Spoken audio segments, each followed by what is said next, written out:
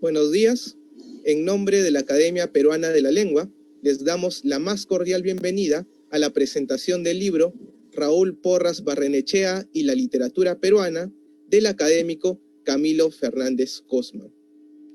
Antes de dar inicio al evento, presentaré a Luis Eduardo Lino Salvador y a Johnny Pacheco Quispe, quienes tendrán a su cargo los comentarios sobre el libro que se presentará hoy. Luis Eduardo Lino Salvador es candidato a doctor en literatura peruana y latinoamericana por la Universidad Nacional Mayor de San Marcos. Es docente de la Escuela de Literatura y de la Escuela de Posgrado de dicha casa de estudios. Asimismo, es investigador RENACYT. Publicó el libro El ritmo y la modernización de la lírica peruana, los casos de González Prada, Eguren y Valdelomar en el año 2013, así como también artículos de investigación en revistas indexadas. Johnny Pacheco Quispe es docente en la Escuela de Literatura y en el posgrado de la Facultad de Letras de la Universidad Nacional Mayor de San Marcos. Es magíster en literatura y candidato a doctor por la misma casa de estudios. Ha publicado artículos y reseñas en revistas como Lucerna, Ínsula Barataria, Espinela, Tesis y Desde el Sur, así como en el libro Lo real es horrenda fábula, la violencia política en la literatura peruana. Tiene 2 poemarios publicados, Anatomía de la Tierra, publicado el año 2014, y La arquitectura del humo, del año 2018, de estilo neobarroso. A continuación, le cederé la palabra a Luis Eduardo Lino Salvador. Adelante. Muchísimas gracias, Alex. Quiero, por supuesto, iniciar esta presentación del libro agradeciendo a todas luces a la Academia Peruana de la Lengua y, por supuesto, al acierto que ha tenido básicamente para publicar luego de 20 años este libro de Camilo Fernández Cosman titulado Raúl Porras Barrenechea y la literatura peruana. Quiero agradecer también enormemente a Camilo Fernández Cosman por extenderme la invitación a compartir las líneas, por supuesto, que he podido preparar para esta presentación. Asimismo, también quiero extender el agradecimiento a todos aquellos que nos acompañan por las redes sociales. Quiero iniciar básicamente esta presentación señalando la práctica crítica de Camilo Fernández Cosman. Camilo Fernández Cosman, a todas luces, es un especialista en poesía peruana. Tiene una larga trayectoria de más de 20 años, revelando, proponiendo, periodizando incluso importantes momentos de la poesía peruana. También, por supuesto, tiene trabajos enjundiosos sobre la literatura hispanoamericana. Quiero también remarcar que en ese contexto, en ese marco, Camilo Fernández se convierte en uno de los representantes más importantes de los estudios retóricos en el Perú. Me parece que eso es algo importantísimo que es fundamental rescatar.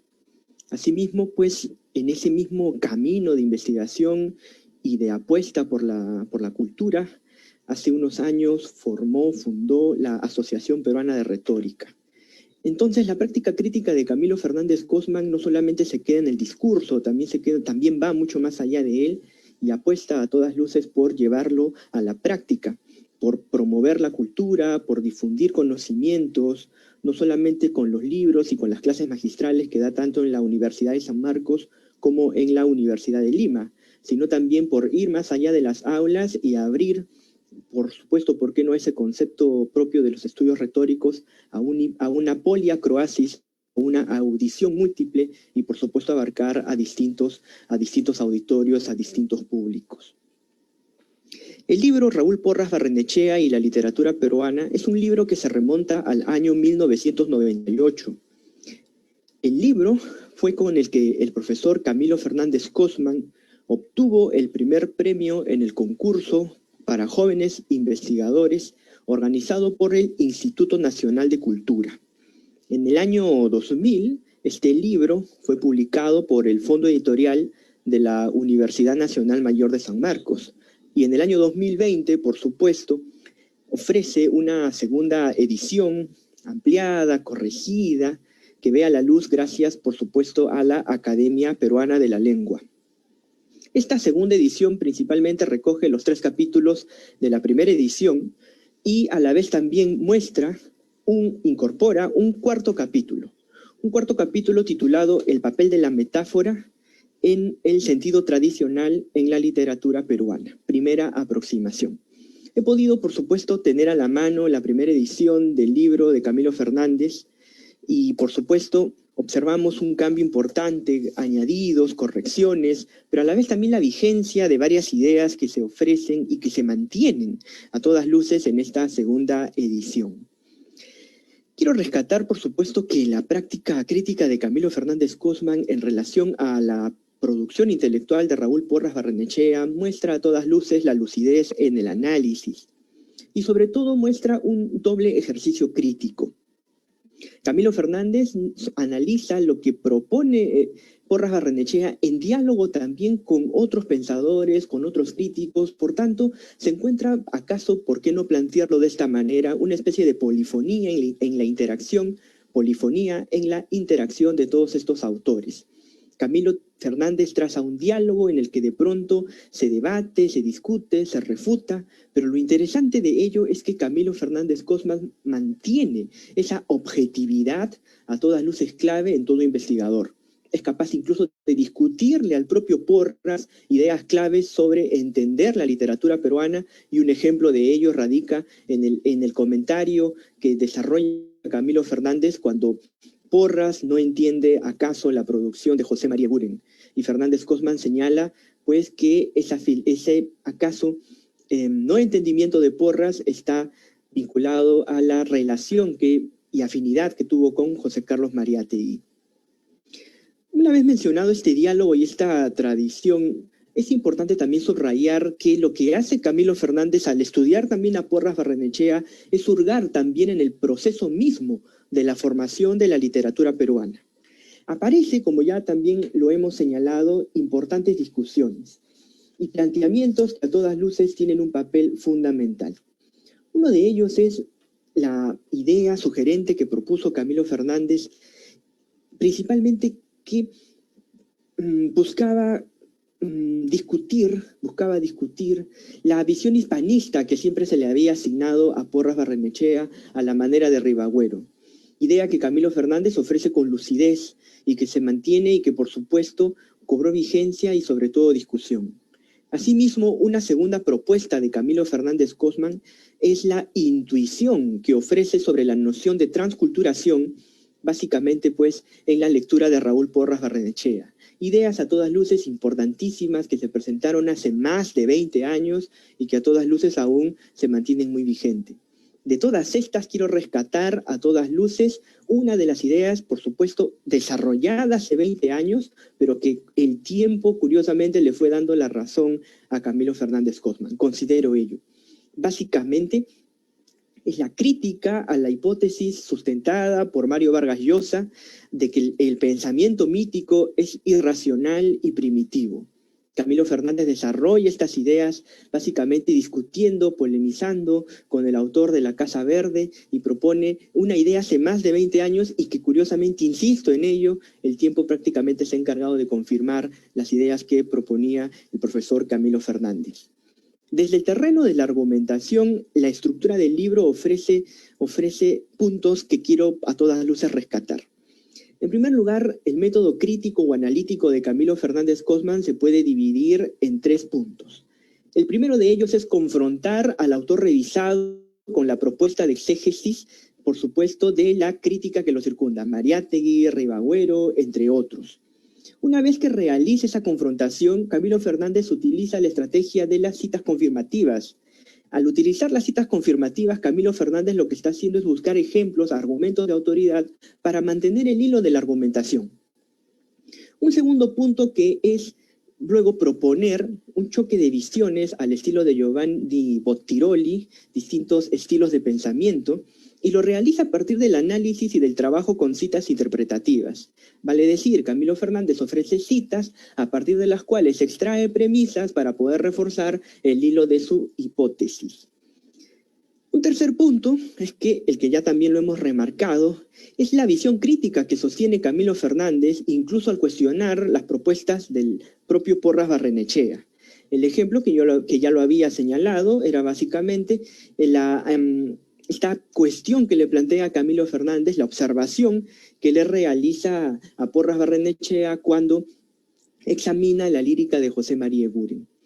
Un punto importante que quiero también subrayar y remarcar es el último capítulo, que básicamente está en sintonía con las actuales investigaciones que desarrolla Camilo Fernández, que tiene que ver principalmente con la idea de las metáforas y especialmente la noción de la metáfora biológica, que ya también había podido desarrollar en trabajos previos, especialmente sobre Manuel González Prada.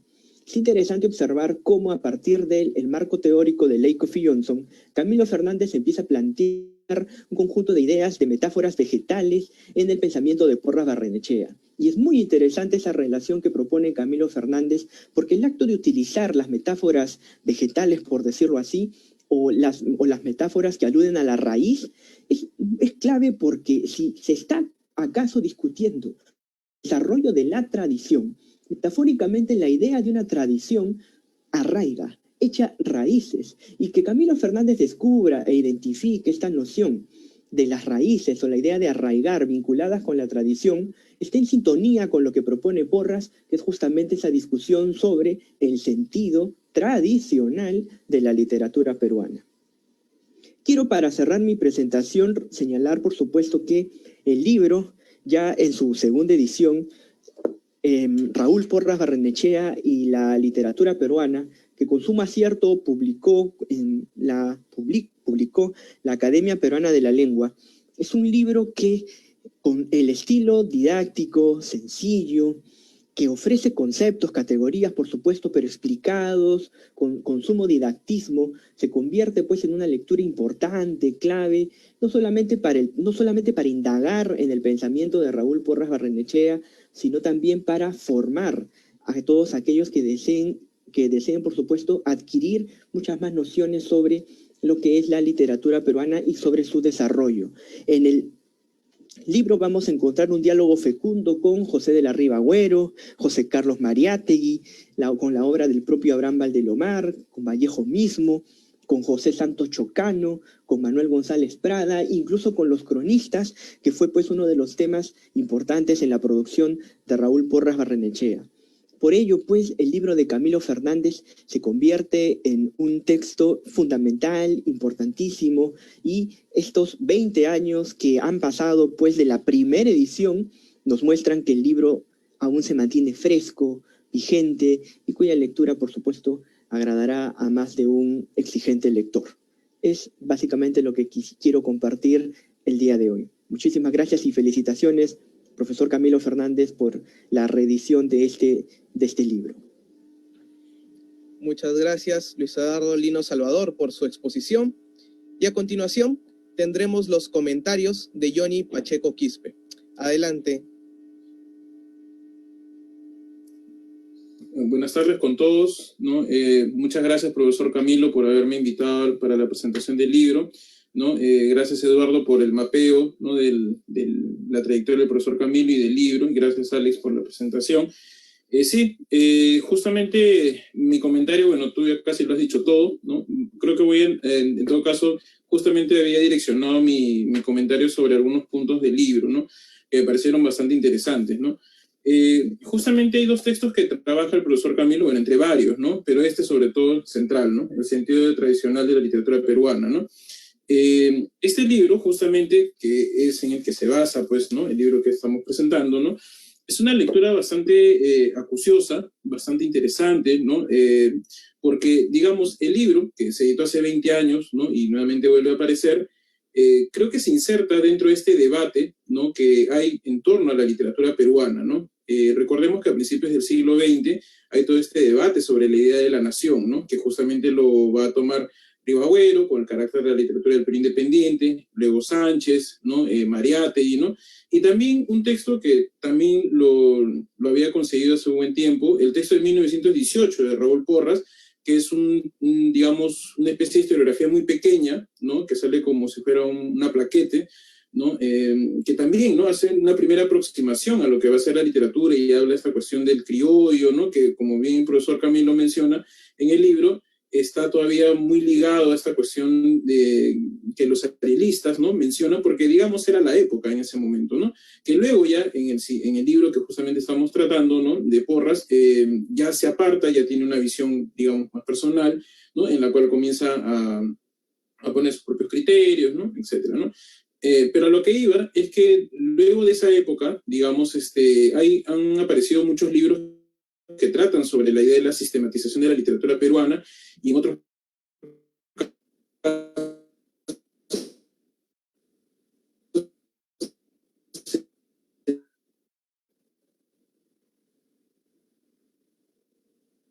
casos sobre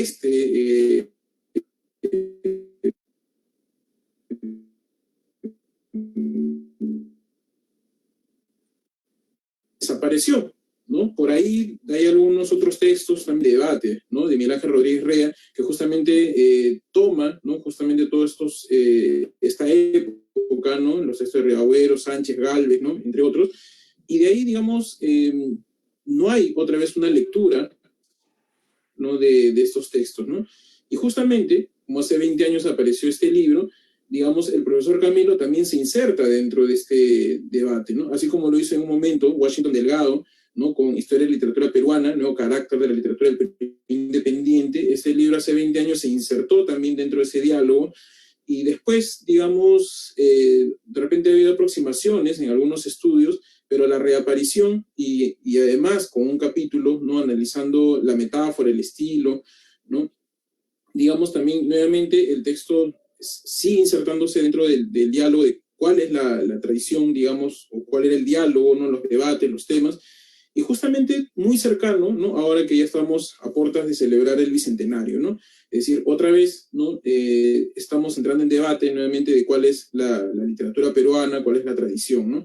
Yo creo que el texto es muy importante dentro de ello, ¿no?, para los que, digamos, estudiamos, ¿no?, toda esta formación, ¿no? Realmente a mí el texto ha sido muy gratificante, me ha hecho recordar muchas ideas, ¿no?, aparte de los apuntes, ideas que el profesor Camilo también maneja, muestra, ¿no?, debate, ¿no?, compara, y como lo dijo Eduardo Lino, muy didáctico, muy sistemático, con un lenguaje claro, ¿no? A veces se puede malentender de que decimos, un lenguaje sencillo, ¿no?, digamos, para poder... No, pero ese lenguaje sencillo se logra justamente con mucho trabajo, para que haya claridad, ¿no? Y justamente la didáctica que el profesor Camilo tiene, no solamente en el libro, sino en sus otros libros, ¿no?, y además también en las clases, lo que hemos sido sus alumnos, ¿no?, en las clases muy didácticas, para que justamente, que ese es otro también apunte del libro, es que el profesor busca llegar al lector, ¿no?, y que el lector pueda comprender, ¿no?, digamos, de manera sistemática, didáctica,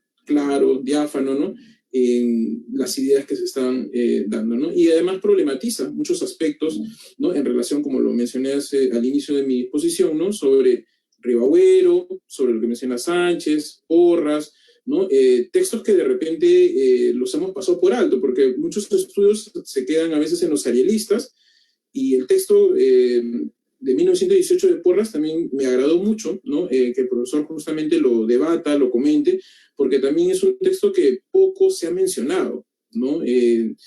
Digamos, ¿no? Y en algunos casos se estudia más el sentido de este libro, el sentido tradicional de la literatura peruana, pero también, digamos, es un texto también dejado de lado, ¿no?, por muchos críticos, ¿no? Y nuevamente, ¿no?, el profesor, como en sus otros libros, ¿no?, apunta justamente sobre la revaloración de ello, ¿no? Además, hay otro aspecto también que me agradó muchísimo del libro, y creo que es algo que, digamos, también, ¿no?, otros críticos también deben tomar, ¿no? No solamente el profesor Camilo toma, digamos, el aspecto del contenido, o sea, si bien analiza el contenido, las ideas de los diferentes intelectuales, también hay algo que muchos, y de repente hasta también me puedo incluir, hemos dejado, ¿no?, el aspecto del estilo, ¿no? Y justamente a partir del estilo en el que maneja Porras, y como bien lo dice el profesor Camilo, ¿no?, parafraseándolo, ¿no?, Porras era pues también un prosista, ¿no?, y que muchas veces se ha dejado de lado estudiar ello, ¿no? También él construye, digamos, desde el aspecto de la crítica literaria, un tipo de escritura donde, digamos, se muestra, ¿no?, sus ideas, ¿no? Y justamente llega, ¿no?, al cuarto capítulo, que me parece muy interesante, ¿no? Que como bien lo dice en el libro, es una primera aproximación que yo espero sinceramente que aparezca, digamos, un capítulo mayor, porque ese capítulo me pareció muy, muy interesante sobre la metáfora, ¿no? La metáfora, por ejemplo, de la raíz, de la cuestión biológica, ¿no? Cómo a partir de citas muy puntuales, ¿no? Digamos, cómo se concibe, por ejemplo, ¿no? La literatura peruana. Por ejemplo, eso es algo que cuando yo había leído a Ribagüero, a Sánchez o a Porras, ¿no? Muy poco me había dado cuenta de ello. Y justamente cuando el profesor Camilo analiza la cuestión de Porras, sobre cómo la tradición de la literatura se asocia a la idea de las plantas, la raíz, ¿no? Me parece muy, muy interesante. Y también otra metáfora que a mí me agradó mucho es la idea de la enfermedad, ¿no? Que también se ve que justamente parte desde González Prada, ¿no? Cuando comienza a citarnos sobre estos aspectos de que la literatura peruana o la sociedad peruana está agonizante, es un enfermo, ¿no? Que está endémico, ¿no? Y también se asocia a la idea de la literatura peruana, ¿no? Claro, y eso tiene que ver mucho con el aspecto, o sea, si bien sabíamos nosotros que estos autores como Ribagüero o Sánchez estaban imbuidos sobre la idea positivista, creo que pocos hemos reparado justamente en esta cuestión del estilo, ¿no? Que justamente en ese aspecto la literatura peruana comienza a formarse, ¿no? Cómo a partir de la metáfora de la planta o la metáfora de la enfermedad comenzamos a delinear, ¿no? Y de ahí comenzamos a comprender un poco la literatura peruana, ¿no? El carácter, ¿no? Como lo trabaja Ribagüero en un momento determinado, ¿no? Y luego la mirada que tiene Sánchez, ¿no? Que justamente también lo apunta el profesor Camilo, ¿no? Y Porras, que como les dije, en 1918 bebe todavía de toda esa tradición, digamos, teórica, pero que luego ya se va apartando de esa cuestión, digamos, hacer el contraste, ¿no? De la enfermedad, la agonía, ¿no? Al aspecto ya, digamos, como bien lo ha apuntado Eduardo Lino, el echar raíces, ¿no? Que digamos, ya concibe que la literatura peruana ya pasó la etapa de la enfermedad, ¿no? Y ahora ya es posible, digamos, como una planta, ¿no? Que puede echar raíces y puede, digamos, proliferar, puede dar frutos, ¿no? Etcétera, ¿no? Por ende, el libro, ¿no? Volviendo nuevamente a la idea, el libro creo que se sitúa dentro del debate de estos intelectuales, ¿no? Entonces, el libro creo que debe ser una lectura obligatoria, ¿no? Me parece en los cursos de pregrado, ¿no? Así como cuando estábamos en pregrado nos hacían leer pues, los textos de Miguel Ángel Rodríguez Ribagüero, Martín Adán, ¿no? El libro también debe ser puesto, ¿no? Como lectura, porque toma las ideas, rebate las ideas, ¿no? Y además este aspecto propio justamente de la cátedra que da el profesor Camilo sobre retórica, ¿no? Este aspecto de la metáfora, del estilo, ¿no? Que como lo digo, muchos hemos dejado de lado, ¿no? Por a veces analizar solo las ideas y dejamos de lado algo que nos hemos olvidado, ¿no? En algunos casos, ¿no? Que ellos también eran escritores, que estaban, ¿no? Tenían una prosa, que tienen un estilo, ¿no? Y que simplemente también es parte, ¿no? de las ideas, ¿no? Sus ideas también se pueden mostrar en la forma en que escriben y las metáforas y los conceptos que ellos están realizando, ¿no? Por eso, para culminar mi exposición, este libro, ¿no? Es importante, ¿no? Muy, muy interesante y espero que seguramente más adelante el profesor Camilo, el último capítulo de la metáfora y del estilo que me parece muy bueno, ¿no? Es un nuevo camino también que nos abre a todos, ¿no? Nos permite, ¿no? Ingresar y poder analizar, digamos, textos de ensayos, ¿no? Porque claro, en el aspecto retórico muchas veces estudiamos poesía, prosa poética, ¿no? Pero el profesor Camilo digamos, se ha insertado dentro de analizar también los ensayos, ¿no? O sea, los ensayos, los estudios que también manejan, ¿no? Un estilo, una metáfora, ¿no? Porque a veces pensamos de que porque es un estudio historiográfico, ¿no? No hay, digamos, una retórica, digamos, porque siempre asociamos retórica a poesía, ¿no? O prosa poética, ¿no? Pero acá también se ve, y eso lo demuestra, ¿no? Por ende, para finalizar mi exposición, agradezco nuevamente al profesor Camilo, ¿no? Por haberme dejado presentar el libro. Me pareció muy interesante la lectura y felicitaciones a la Academia Peruana por haber apostado, ¿no? Por la reedición de este libro, ¿no? Muchísimas gracias. Agradecemos a Johnny Pacheco por sus comentarios y vamos a continuar con la siguiente intervención. A continuación tendremos la participación del académico Camilo Fernández Cosman. Antes de su intervención daré lectura a su biodata. Camilo Fernández Cosman es doctor en literatura peruana y latinoamericana por la Universidad Nacional Mayor de San Marcos y catedrático de la Decana de América y de la Universidad de Lima. Es miembro de número de la Academia Peruana de la Lengua. Se desempeña como crítico literario y ensayista. Ha publicado libros como Rodolfo Inostroza y la poesía de los años 60, publicado en el año 2001, y La poesía hispanoamericana y sus metáforas, del año 2008. Su campo de investigación es la poesía latinoamericana contemporánea. Artículos suyos han aparecido en revistas indexadas en Scopus.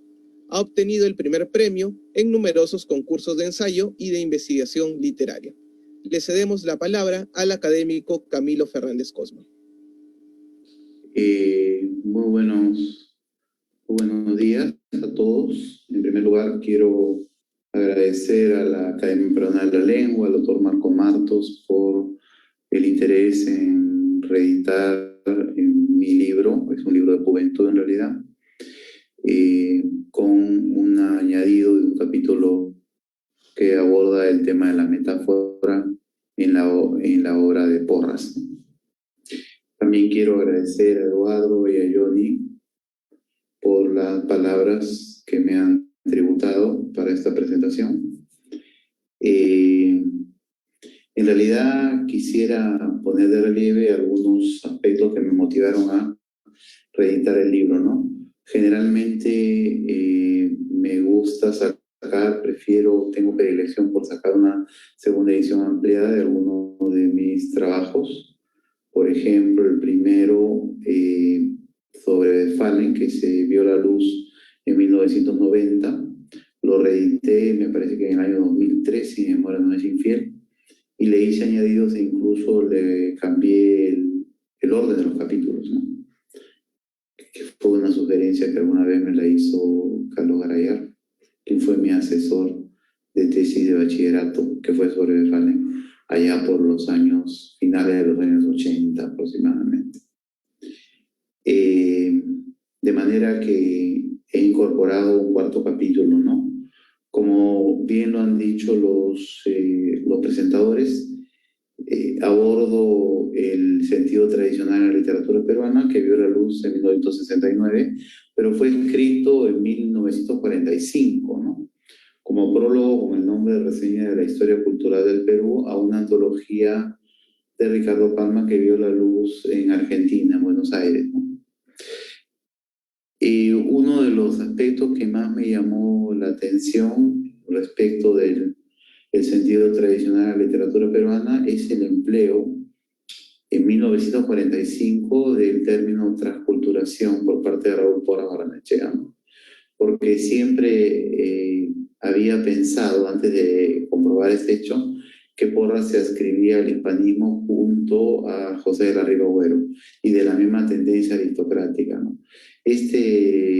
Esta incorporación del concepto de transculturación de Fernando Ortiz, el antropólogo cubano, va a ser incorporado en la investigación literaria por Porras Barrenechea, entre otros autores, quizá, pero por ahora he visto que uno de los primeros, no sé si el primero, quizá, es sin duda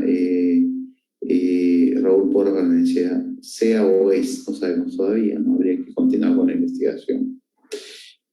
El término transculturación le permite el abordaje del estudio de las crónicas. Como todos sabemos, Porras dedicó un trabajo muy importante, sostenido, en respecto de las crónicas, ¿no? Conocía muy bien las crónicas, ¿no? Y en Fuentes Históricas Peruanas, entre otros libros, notamos el profundo conocimiento de la obra de los cronistas, del cual hacía gala Porras Barrenechea, ¿no? Muy bien. Este concepto de transculturación incorporado por Raúl Porras Barrenechea, tomado de Ortiz, me llevó a comparar el pensamiento de Porras con el de Ángel Rama, ¿no? Definitivamente, décadas después tiene un concepto mucho más elaborado, todo un sistema analítico basado en la transculturación narrativa, fundamentalmente, ¿no? Que para Rama opera en 3 niveles, ¿no? Como todos recordamos, el nivel de la lengua, el nivel de la estructuración literaria y el de la cosmovisión. Sobre todo, estos niveles se observan cuando analiza Rama Los ríos profundos como ópera de los pobres en su monumental libro Transculturación narrativa en América Latina, ¿no? Realmente, ¿no? Un aspecto que me gustaría señalar, aparte del empleo innovador del concepto de transculturación por parte de Porras, es algo sobre lo cual incidió Eduardo Lino, y también a su manera lo dijo también en forma atinada Johnny Pacheco, es el enfoque sobre Eguren, ¿no? Cómo abordan la crítica la poesía de Eguren, ¿no? Tal como podemos observar, ¿no? Por ejemplo, sabemos que Basadre en Equivocaciones compila un ensayo, un elogio y elegía, ¿no? Dedicados, tanto el elogio como la elegía, a José María Eguren, ¿no? En este ensayo, este trabajo pionero, ¿no? En los estudios de José María Eguren. Y quizá, en mi opinión, quizá el ensayo más lúcido que se ha escrito sobre el poeta de Simbólica, ¿no? A pesar de que ya va a cumplir 100 años el ensayo, ¿no?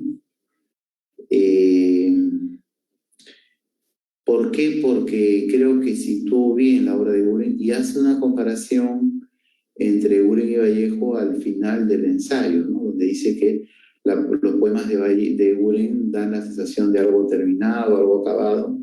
En cambio, los de Vallejo transmiten la sensación de un fracaso, pero de un estupendo fracaso, afirma, usando un oxímoron Basadre, ¿no? Claro que tenía en mente Basadre a Trilce, porque había leído este libro, que fue una revolución verbal en el ámbito de la lengua castellana, y que pocos entendieron, ¿no? Cuando se publicó en 1922, ¿no? Yo diría que casi el único que lo entendió fue Antenor Orrego en ese año, cuando publica las palabras prologales a Trilce y lo compara a Vallejo con Whitman, ¿no? Realmente osado para un escritor que había publicado recién su segundo poemario. El primero sabemos que es un libro interesante, pero todavía un poemario primigenio de Vallejo. Prefiero los Herreros Negros, ¿no? Orrego lo compara pues con Whitman, ¿no? A Vallejo, como todos recordamos. Hay que remontarse a Whitman para ver a un poeta como del nivel de Trilce. No era poco lo que decía Orrego, acababa de salir, iba a salir o acababa de salir el libro recién, Trilce, ¿no? Muy bien. Sánchez, sabemos que, como una vez lo contó de manera entrañable Washington Delgado en una clase de literatura peruana, él relató que Sánchez le dijo a Washington Delgado, uno de sus discípulos: Eguren no me gusta como poeta, más poeta es Ureta. Alberto Ureta le parecía más poeta que Eguren a Sánchez, y lo contaba en clase frecuentemente Washington Delgado, ¿no? Ribagüero tampoco comprendió a Eguren. Bueno, era muy innovador para la época también, ¿no? Simbólicas, un libro realmente que marca un antes y un después en el ámbito de la lírica peruana, ¿no? Entonces llega el texto de Basadre y tenemos el de Mariátegui también, que son coetáneos prácticamente. Pero el de Basadre, el de Mariátegui es uno de los mejores ensayos de la última parte del libro Cita ensayos de interpretación de la realidad peruana, ¿no? Habla de una poesía de cámara, Mariátegui, ¿no? Que como una música de cámara tiene el mismo encanto, ¿no? Una poesía de interioridad, etcétera, pero llega a calificar de infantilista el imaginario de Uren, diríamos, en términos contemporáneos.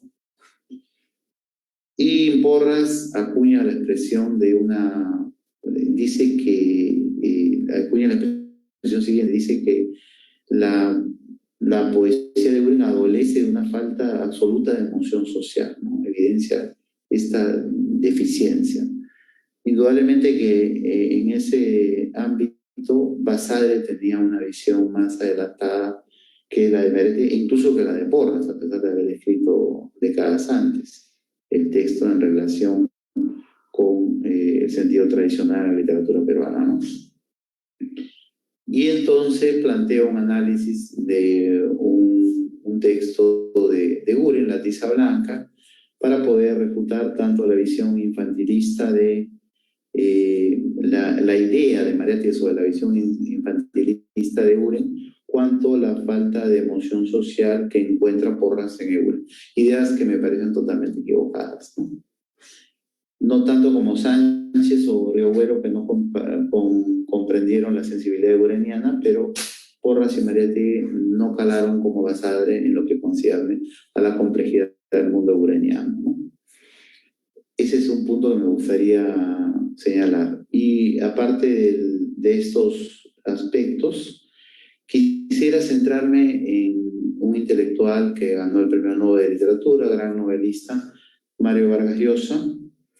En este texto analizo el libro, bueno, es un libro de juventud, en realidad es mi cuarto libro, porque había publicado el libro sobre De Fallen, un poemario, el texto sobre Emerson, perdón, y en realidad este es mi cuarto libro publicado en el año 2000, ¿no?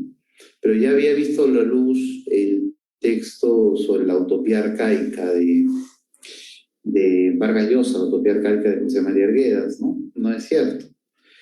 Y me di cuenta de algo que me parece que ha sido confirmado por el propio Mario Vargas Llosa desde aquella época hasta su apoyo a Keiko Fujimori, de hace algunas semanas, ¿no? La idea que él consideraba que el pensamiento mítico es irracional, ¿no? Definitivamente Porras no hubiera apoyado a Keiko Fujimori, ¿no? De eso estoy convencido, ¿no?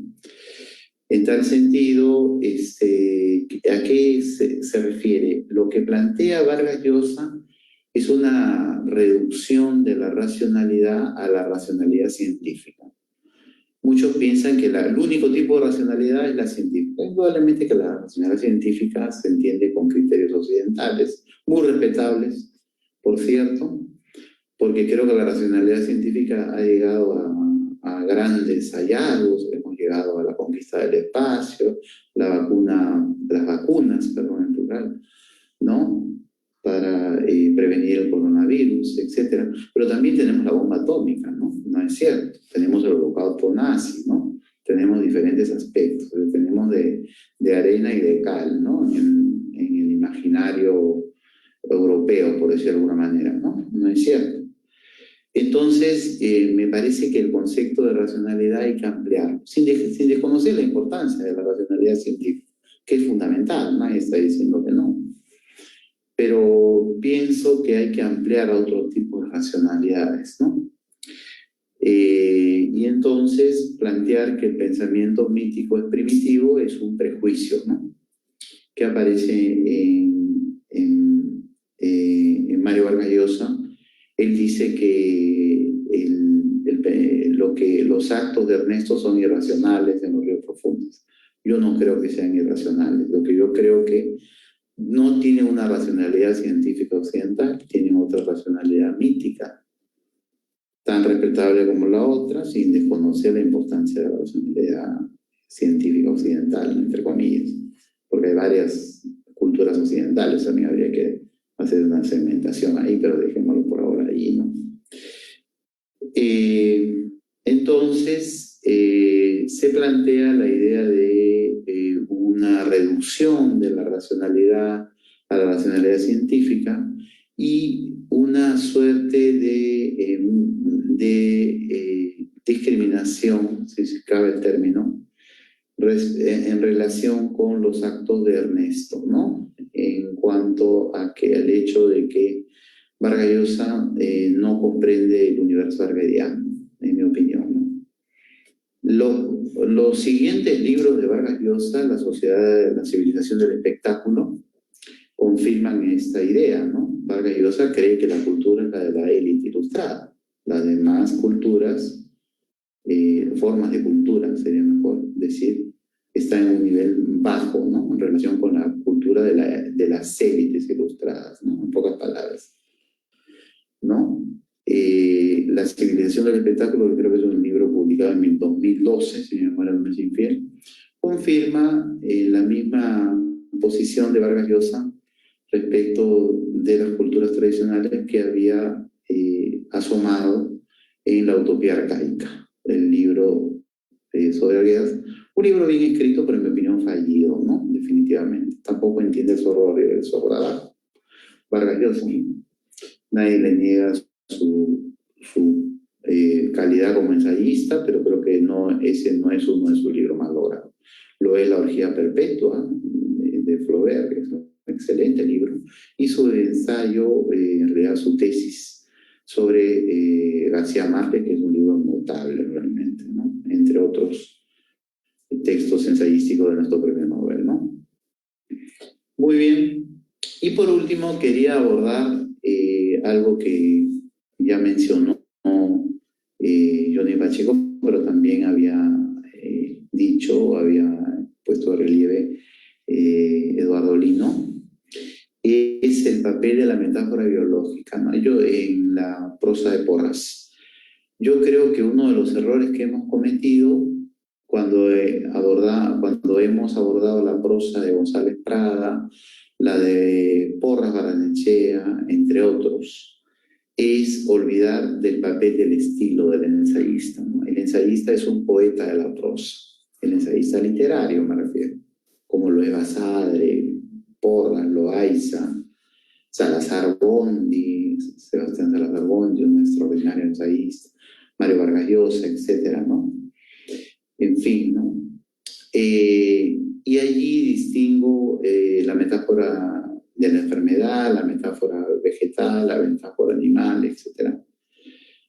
A partir de un trabajo previo que hice sobre Manuel González Prada y que publiqué en una revista polaca, en Design en Focus, hace algunos meses, donde me di cuenta de que la visión positivista, claro está que tenemos diferentes etapas de la producción de González Prada, pero hay un momento positivista, sobre todo, donde no solo el plano del contenido tiene que ver con el tinte positivista, sino también la prosa. Entonces, es decir, el plano del significante, el plano de la forma. En pocas palabras, tiene una visión del mundo positivista en algunos discursos, González Prada, en muchos de sus discursos, yo diría. Y luego, esta visión se va a evidenciar en el empleo de la metáfora de la enfermedad. El Perú es un organismo enfermo, ¿no? Tal como dice, ¿no? Y realmente lo que más me asombra, estamos por llegar al bicentenario, nos quedan 8 días para conmemorar los 200 años de historia republicana.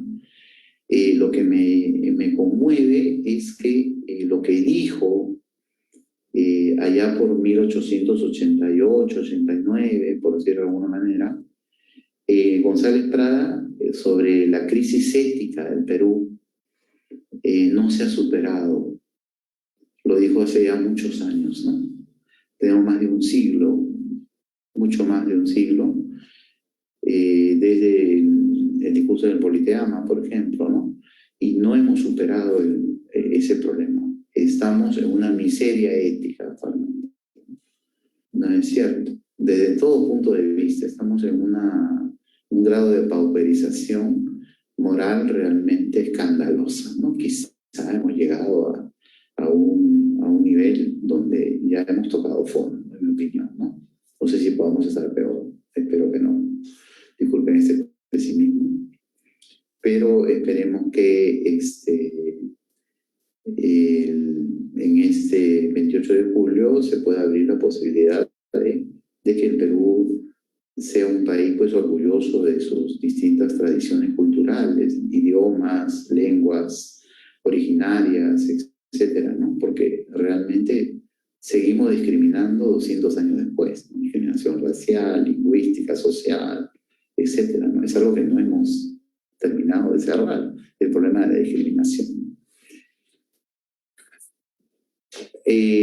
Antes de terminar, bueno, quiero volver a agradecer al doctor Marco Martos, a la Academia Peruana de la Lengua, no solo por la edición, sino por esta presentación del libro virtual.